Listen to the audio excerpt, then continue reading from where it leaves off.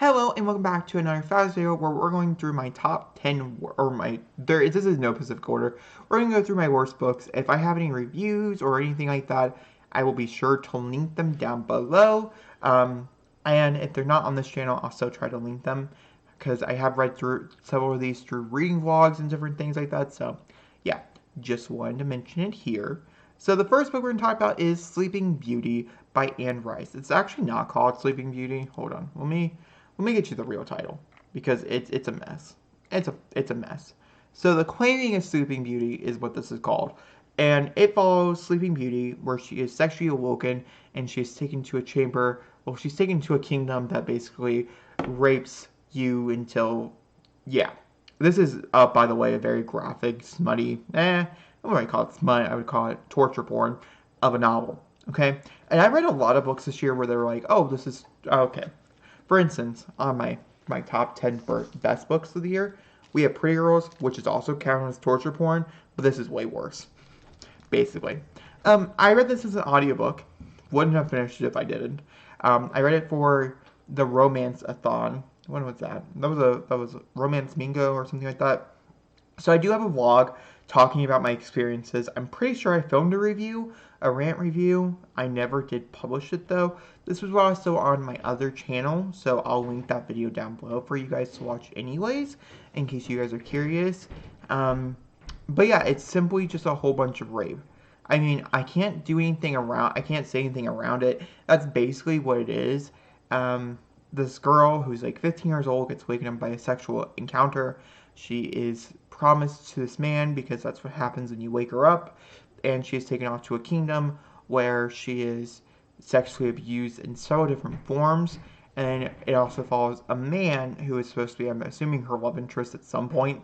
He's a pretty unredeemable character, but he's also redeemable in a way because he has some very hideous, oh my god, heinous, like I can't get them out of my head kind of moment. I read this several months ago. Type of crimes happen to him. Like, they're horrible, it's uncomfortable, and it makes you kind of squeamish, and it makes you really gross to the stomach, and I would not recommend this book at all. It's not good. Can I just say it's not good again? Because it's pretty bad. So moving on, I do want to mention in here there is one that could be taken as a bias. It's also written in the 1800s, so be aware when I get to it, I'll mention it. All these books, by the way, that's a lie. I was about to like, all these books I listened to on audiobook. So maybe that's the definition of maybe I read some really bad audiobooks. My best was so.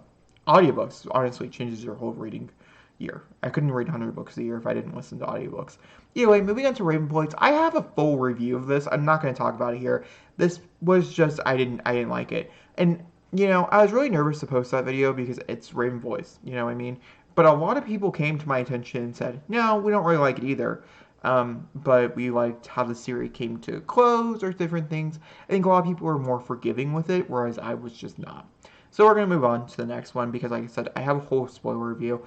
I'm going to try to link it up in the cards or something for you guys to find. It's also going to be linked down below. It was like the second video I posted on this channel. So moving on to Antichrist. Antichrist is written by who? Who knows? Honestly. Here we go. We have by Frederick Netzigake. Sure. I butchered that. He's German, I want to say. I read this for a book that I wrote called Church of Samuel. It's all about like the Antichrist and like Satan and things like that, without giving too much away from that story. Not that I've really talked about Church of Samuel on this channel. But either way, and this is his views basically on the Antichrist, on Christ in general, on some other things. This was written in the 1800s, 1880s, if I'm not mistaken. Oh, am I wrong? I'm into math. I'm wrong. I had to look, obviously. This was written, in between the 1895 is when this was written. It's 126 pages long. I gave it 2 stars. And like I said, it's a detailed account. It is he's French. Is he French? I don't know. This is not in English. It's fine. The copy I read was in English, but they have rewritten it over the years either way. And his opinions and stuff I just didn't agree with, I would say personally. It is all talking about, if we, it's not talking about if we praise Satan. It's more talking about we should have looked at Satan and God the same way, and maybe we would have gotten somewhere different. And he had some very strong opinions about that. He also had some very strong opinions about several different other subject matters, such as there's talks about homosexuality in the book and women in general, and a lot of that stuff I just didn't agree with, and it made me very mad. Now, overall, on Goodreads, this has a high rating of 3.92, so I think I am in somewhat of the, you know, with all these, maybe not Sleeping Beauty, honestly, who likes that? But I think with most of these, I think I am in the lower half portion. Either way, moving on to my next one is Unwritten Law. Unwritten Law, also can't really remember who wrote this. I just read this, like, literally just truly read this the other, like, a month ago, less than a month ago. I don't know, what did it say? November 21st, so a month ago. This is by Eden Finley. I was looking for some really smutty, like, men books. This was my November wrap-up, so I did talk about there. If I have any vlogs for November, I probably talked about those. I can't remember what all I posted for reading types. I don't really think I did do a vlog for November for reading. But in Written Law, it follows two brothers. They're twins, and the one brother is gay, the other brother is bisexual. He doesn't know that in the beginning of the novel, but he knows it relatively soon, in the beginning of the novel, that he believes he's bisexual. And the one brother was abused in some sort of way, without giving any spoilers, abused in some sort of way. Okay, I'm just going to spoil it. Here's the thing. With all these novels, I've been really good, okay?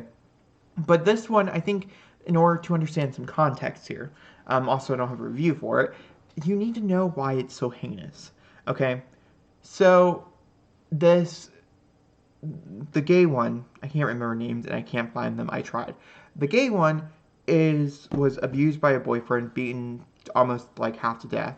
You don't find that out until like the last third of the novel. And so the straight one who's bisexual, ends up going and breaking up with all these different men for him, and it's like this big thing with their relationship. He's the person who ends relationships, basically. And with that, he ends up actually meeting the love of his life through one of these breakups. He goes to pretend to be his brother, and he ends up going home and sleeping with him, thinking that he's his brother. It's really awkward. It's a twin thing, where they switch places and stuff. It's not like that moment where like they're having sex and then, oh, I'm gonna jump in, have sex with them too. Didn't get there. I'm sure maybe a sequel would get there, but it didn't get there. And this book is pretty acclaimed, by the way, on Goodreads. It has a 3.95 as well. Less ratings than The Antichrist, but still. A lot of people like this, and I don't understand why. It is extremely steamy, by the way. The sex scenes are strong, and they're hardcore, and it was a lot. It was truly a lot. It's exactly what I guess I wanted, but it was nothing. I clicked on this randomly. The picture, which you guys can see, is relatively hot. Like, I like the picture quite a bit, and ironically, this has nothing to do with what they look like at all. It is a series, though. A lot of people. There's two books in it. The other one follows the other brother. But honestly, guys, this was pretty bad. Like, it was pretty bad. I didn't like it. The writing was real bad. The writing was really, really bad. But, it is what it is. Just don't recommend. The last book we're going to talk about is Naomi and Eli's No Kiss List. Now, in my disappointing, I did talk about a few books I would recommend not reading as well. But with this one, actually, no. They're disappointing. I'd still recommend them. Naomi and Eli's No Kiss List is a mess of a novel. This was a dual. Two people also wrote this one. I read a few of those this year. A few collab novels. I think I read this in September. I want to say. Where are you at, Naomi? Oh, Naomi. I thought you were up. Naomi and Eli. Okay. Did I not mark that I read this? I read it this year. Oh, there it is. It just has a really weird place. So this is by Rachel Cohen and David Weithman. I really like David Weithman's writing, so it was part of the reason why I picked it up. I read this in August, and this follows a gay man and a straight female. They are best friends. They've been best friends since they're like 5 years old. They live in the same apartment building in New York City, and the girl is in love with her best friend who is gay. And you can just tell where all the problems come in, right? They also end up, so Naomi's, they have this no kiss list, so, because they both like the same boy, but they don't kiss each other, then it doesn't cause problems. Well, Eli ends up dating and having a relationship, a sexual relationship, with Naomi's ex-boyfriend, who she didn't like at all, but she was really jealous of because it's, Eli type of thing. There's also a few other people. I'd have to say, I recommend the movie more. The movie wasn't great either, I have to say, but there's one chapter in this. It is called like Starbucks or something like that. It is a truly amazingly written chapter who had to be written by David Leitchman. I've never read anything by Rachel Cohen. I don't even know who she is. I clicked on her. She does have a few series on her own. I'm not planning on picking up any of them, to be honest with you. I do, however, want to read Nick and Nora's Infinite Playlists, as that has to deal with just a relationship in general and nothing that brings in, oh, could he be gay? Could I turn him straight? Type of tropes. Like, we're not here for that. I don't think anybody is, and this book definitely was here for that, which makes me uncomfortable and sad. So, yeah, that's my worst books of the year. I don't recommend any of these books on this list. I think they're all trash. And yeah, that's my personal opinion about them. And I had to mention, I don't hate these books. Okay, Sleeping Beauty, I hate.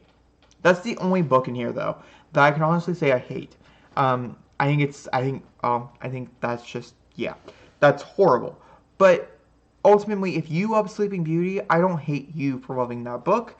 I don't believe this is something I should have to say, but just because my opinions are these books I don't think are amazing, either it's written badly, which is not the case for some of these. Raven Boys is written beautifully. Maggie Stewart does an amazing job writing here. It's so much stronger than her previous series that I read from her. Naomi Eli's No Kiss List. Dave Leithan can write amazingly, and Rice can write amazingly. It's not the fact the writing's bad here. It's just simply the story was not for me, or whatever purpose it was. And I just don't want you guys coming for me in the comments for hating on your favorite books. I didn't hate them. I just didn't think they're amazing. I read so many other better books this year, and yeah, that's just my personal opinion. But guys, if you enjoyed this video, please give me a big fat thumbs up. Don't forget to comment down below. I'll see you all next time for another beautiful video. Thank you for watching.